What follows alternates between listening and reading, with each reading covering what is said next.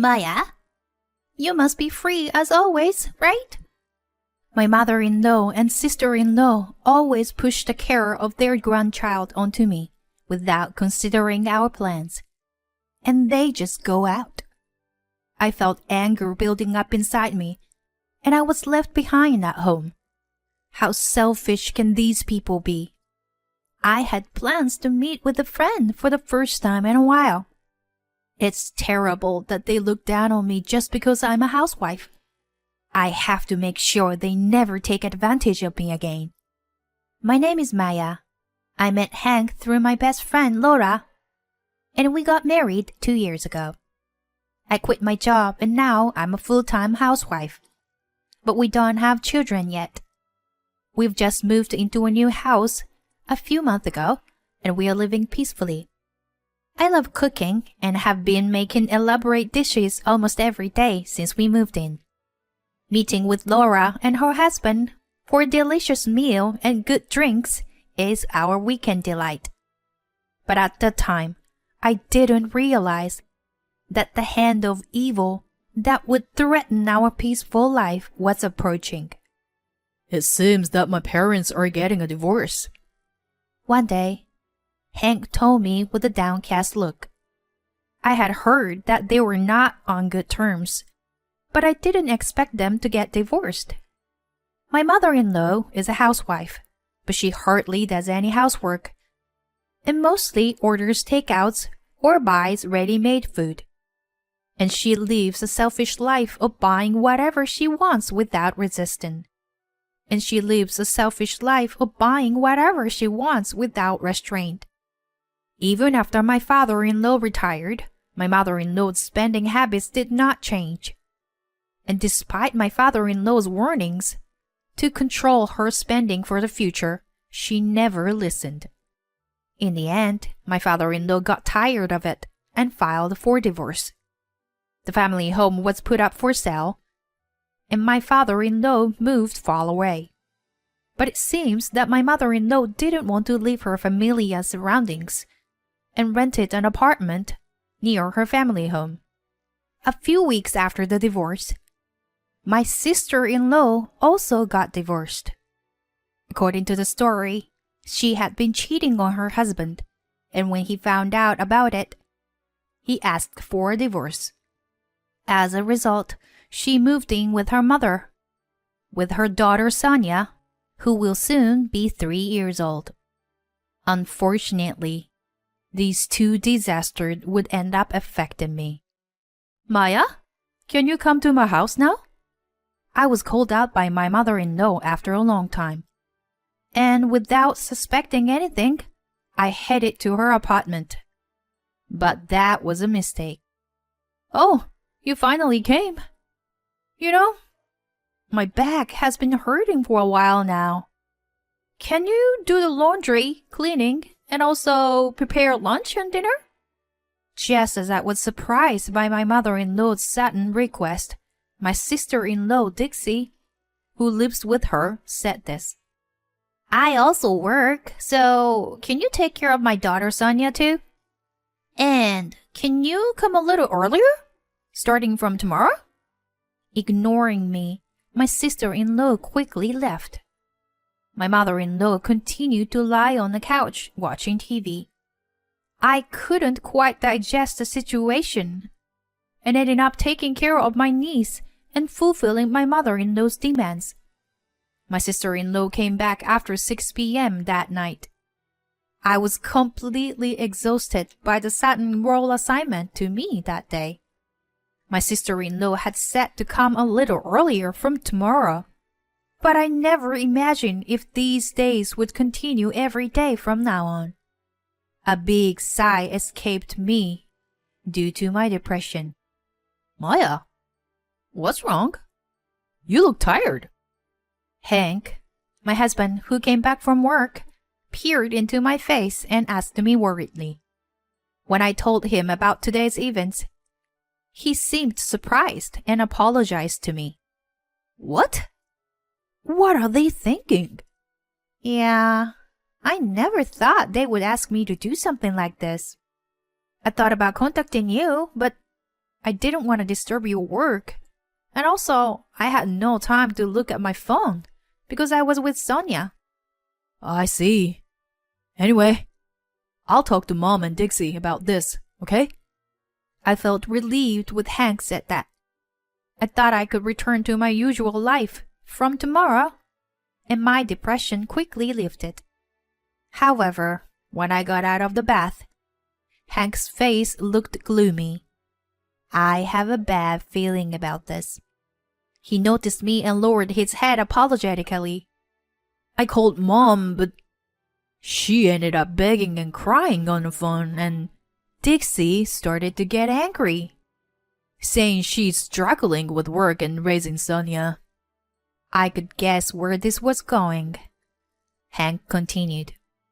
So, Maya, I'm really sorry to ask, but can you take care of Sonia until they find a daycare for her? I could see the fatigue on Hank's face. Seeing him like that, I felt like I had no choice but to help him. I decided to accept the offer. For the next few months, I continued to go to my mother-in-law's house. My sister-in-law would drop Sonia off without a care in the world.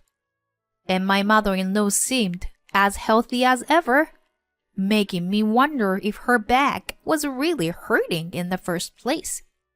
What I hated the most was how they looked down on me as a stay-at-home wife. The only comfort I had was that Sonia had grown attached to me. One day, Hank was invited by the company president to play golf, and we had plans to have dinner with Lola and her husband. I was excited to buy ingredients to cook a nice meal for the weekend with good friends. When I returned home, to my surprise, my mother-in-law, sister-in-law, and Sonia were waiting at the entrance. Hey, Maya. Where have you been? You kept us waiting for so long. My sister-in-law shouted at me as soon as she saw me. What's going on?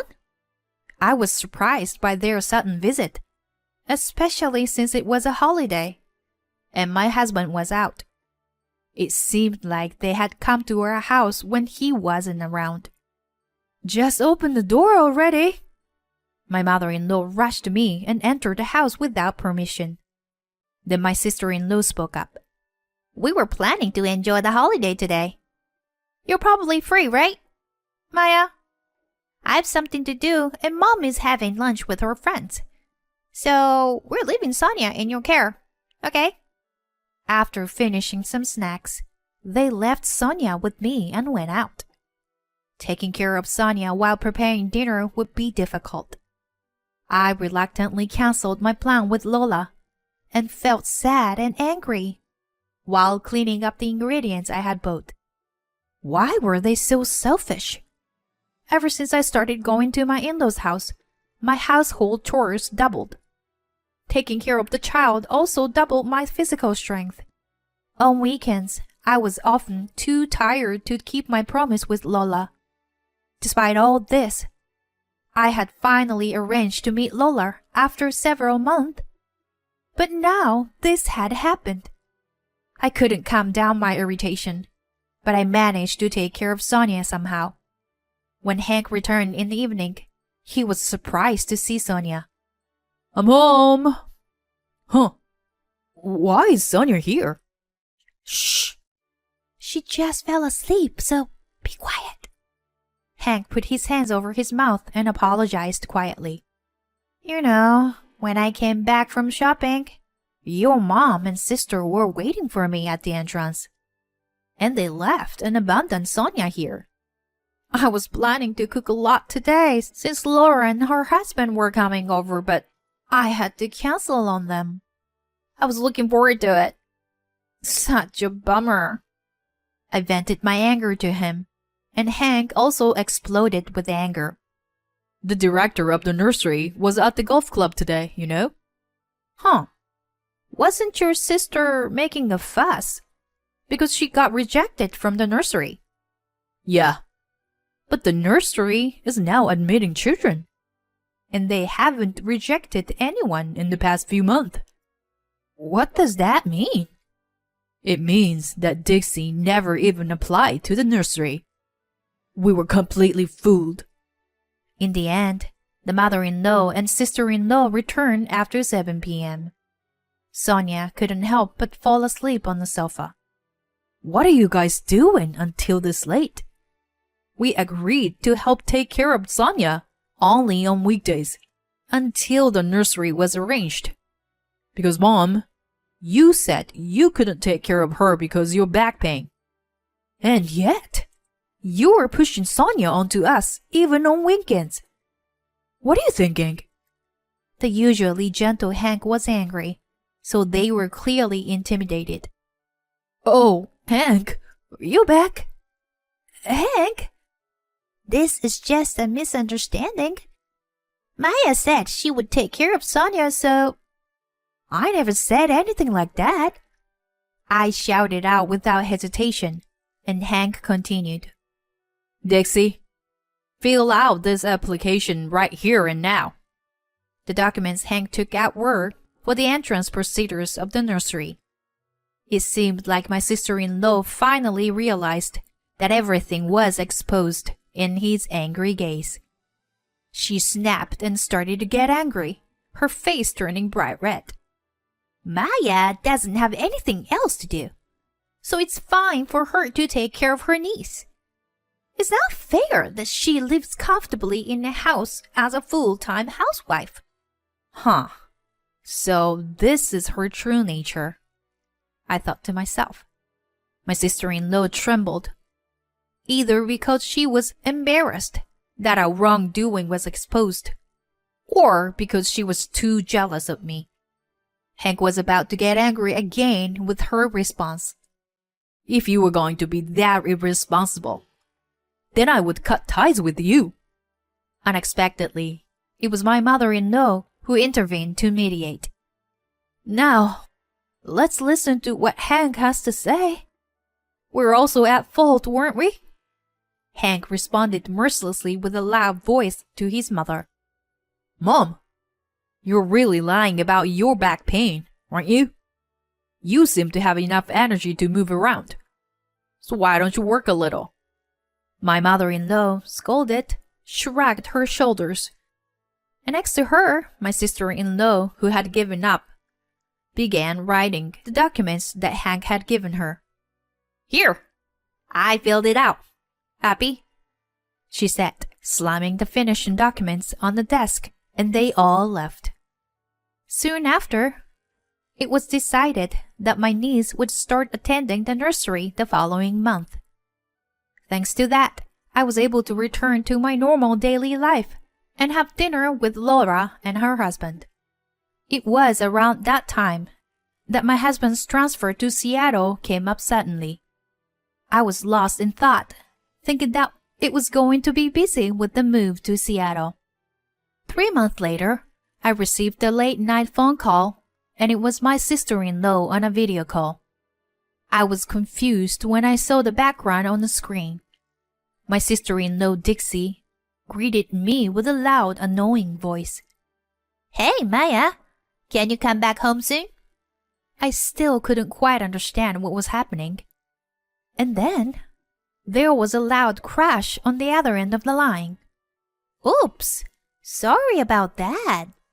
Looks like Sonia broke a vase in the living room. But since it was your precious niece, you'll forgive her, won't you? And she held up the broken vase to show it to the screen. Wait, are you guys really in that house right now? Yeah. It's been a while since we last visited. I mean, how did you get into the house? Well, I borrowed the key and made a spear last time I was here.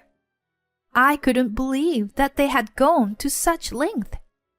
I blamed myself for not realizing that my keys had been stolen. It's been a while since we last visited your house, and it seems like Sonia's getting too excited. Come to think of it, we didn't have this vase before, did we? Oh, is it new? I'm sorry she broke it so soon. as she apologized. It was evident that she didn't feel remorseful at all. Please, leave. Right now. Well, I can't do that. After all, we came here to get some money from you. Money? I exclaimed in surprise at my sister-in-law's words. If Sonia asked you for money, you wouldn't be able to refuse, right? At that moment, Sonia appeared on the screen. I could see my mother-in-law, who was standing next to her, whispering, say it as we rehearsed, in a low voice. Auntie Maya, Sonia wants an allowance. Sonia looked at me with tears in her eyes, and she muttered in a barely audible voice. Seeing her like that, my fist trembled with anger. How could they ask a small child for money like this? My sister-in-law provocatively called out to me again. See? This is what Sonia is saying. So please give us some money. By the way, where are you right now? Hurry up and come back. I'm in Seattle. What? Seattle? Yes, so I can't lend you any money.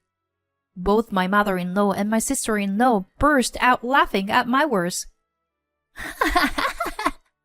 What a joke! That's not funny at all. If you don't want to give us money, how about giving us some of these Louis Vuitton bags you have stored in your closet? As she said that, my sister-in-law showed me the closet. I shouted out immediately, No! Absolutely do not touch them! Those aren't my stuff. However, my advice fell on deaf ears as they continued to search for brand-name goods one after another. And if it wasn't yours, then whose was it? You think I'd be fooled by such a lie? No, it's all mine. Huh? Who are you? Standing there was Lola. The truth is, my husband and I had moved to Seattle as planned due to his transfer. We kept it a secret from my in-laws to avoid any complications. During our relocation, Laura's family agreed to live in that house, but the key exchange didn't happen due to the sudden move. I asked Hank to contact Lola and told her to call the police right away. After talking to my husband, Lola told my mother-in-law and sister-in-law the following. The police will be here soon. We will sue you for illegal entry and property damage. Their faces turned pale instantly. Maya, what does this mean? You're lying about the police, right? No, not lying. I warned you not to touch it because it's not mine. My mother-in-law opened her eyes wide and started blaming my sister-in-law instead. It's all your fault, Dixie. I never intended for this to happen. Hey, Mom! You were the one to come up with the idea of asking for money. I never thought of that myself. It's all your fault. As an ugly argument began, Hank took my phone from me. Enough already. Shame on you both. You shamelessly make a young child beg for money. How could you do something so despicable? I'm cutting ties with you. Got it? Wait, Hank! Hold on a sec. As my mother-in-law pleaded for mercy, he ignored her and handed me the phone. Then Sonia spoke up, trembling. Auntie Maya, I'm sorry. I don't need allowance, so please don't hate me. Her tearful confession left me with a heavy heart. I could never forgive them for causing such distress to an innocent child. Sonia, we won't hate you. You don't have to worry about that. I spoke in a gentle voice to comfort her. What you did is not forgivable. We have no intention of helping you in any way. As Hank said, We'll be cutting ties with you. Goodbye. Afterward, the police arrived and arrested the two of them. Sonia was taken into protective custody and handed over to her father. I planned to visiting her when I returned home.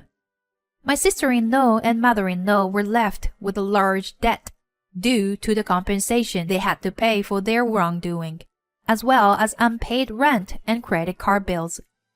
After taken in by the police, they both worked tirelessly from morning until night. Meanwhile, Hank's excellent work at the company led to her decision to stay in Seattle permanently. I pursued my passion for cooking and opened a small restaurant. Lola and her husband plan to visit us during the grand opening. I'm looking forward to a new life and reuniting with my best friends.